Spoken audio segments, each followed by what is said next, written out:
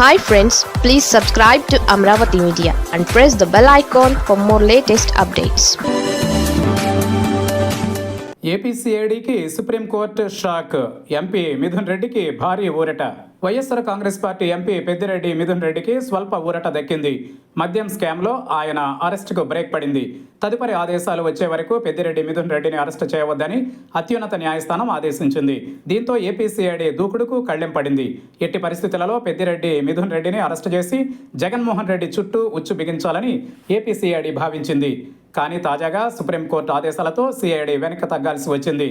AP ప్రభుత్వం YSR Congress party నేతలే టార్గెట్గా చేసుకుంటూ అనేక రకాలుగా కేసులు పెడుతున్న సంగతి తెలిసిందే. అందులో భాగంగానే పెద్దిరెడ్డి మిథున్ రెడ్డిపై లిక్కర్ స్కామ్ అభియోగాలు మోపింది కూటమి ప్రభుత్వం. ఒకవైపు సిఐడి విచారణ, మరోవైపు ప్రత్యేక దర్యాప్తు పేరిట హడావిడి చేస్తోంది. పెద్దిరెడ్డి మిథున్ రెడ్డి వైఎస్ఆర్ కాంగ్రెస్ పార్టీ అధినేత జగన్మోహన్ రెడ్డికి అత్యంత విధేయుడు. సీనియర్ నేత పెద్దిరెడ్డి రామచంద్రారెడ్డి కుమారుడు. వరుసగా 3 సార్లు రాజంపేట పార్లమెంటు స్థానం నుంచి గెలిచారు మిథున్ రెడ్డి.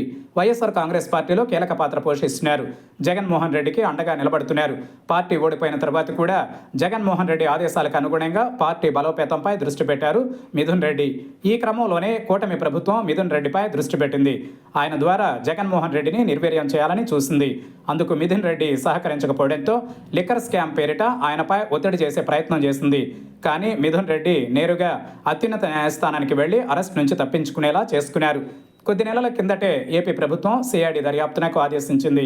ఈ క్రమంలోనే అప్పటి బేవరేజెస్ కార్పొరేషన్ ఎండీ వాసుదేవరెడ్డిని ఏపీసీఐడి అరెస్టు చేసింది.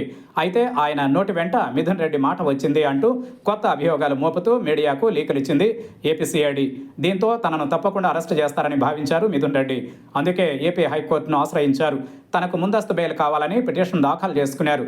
అయితే ఆ కేసులో మిథున్ రెడ్డి పేరు పెట్టలేదని, ఆ దిశగా చర్యలు లేవని సిఐడి హైకోర్టుకు స్పష్టం చేసింది. దీంతో మిథున్ రెడ్డి ముందస్తు బెయిల్ పిటిషన్ను కొట్టివేసింది హైకోర్టు. ఒకవైపు ఏపీ హైకోర్టుకు అలా సమాచారం ఇచ్చిన సిఐడి నేరుగా ఢిల్లీలో ప్రత్యక్షమైంది. పార్లమెంట్ సమావేశాలకు హాజరైన మిథున్ రెడ్డిని అరెస్టు చేసేందుకు సిఐడి అధికారులు రంగంలోకి దిగారు. అయితే పార్లమెంట్ సమావేశాలు ముగిసిన నేపథ్యంలో పెద్దిరెడ్డి మిథున్ రెడ్డి అజ్ఞాతంలోకి వెళ్ళిపోయారు. ఈ క్రమంలో వైఎస్ఆర్ కాంగ్రెస్ పార్టీ ఎంపీల కదలికపై దృష్టి పెట్టింది సిఐడి. ఇంతలోనే మిథున్ రెడ్డి సుప్రీంకోర్టును ఆశ్రయించారు. ముందస్తు బెయిల్ పిటిషన్ పెట్టారు. అత్యున్నత న్యాయస్థానం తదుపరి ఆదేశాలు ఇచ్చే వరకు మిథున్ రెడ్డిని అరెస్టు చేయవద్దని ఆదేశించింది. దీంతో సిఐడికి షాక్ తగిలినట్లయింది.